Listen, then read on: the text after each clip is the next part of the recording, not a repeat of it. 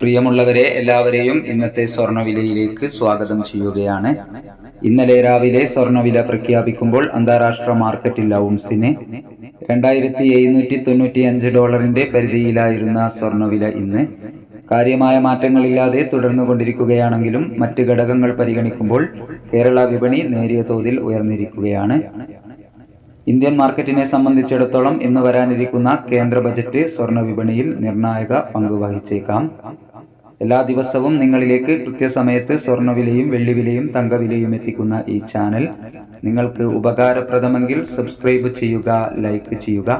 അടുത്തുള്ള ആ ബെല്ലൈക്കൺ കൂടി അമർത്തിയാൽ ദിവസവും സ്വർണ്ണവില നോട്ടിഫിക്കേഷൻ രൂപത്തിൽ ലഭിക്കുന്നതാണ്.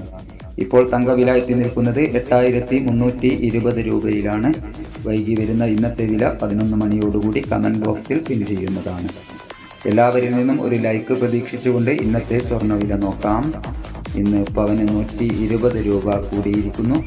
1/2/2025 ഗ്രാമിന് 7745 രൂപ, പവന് 61,960 രൂപ.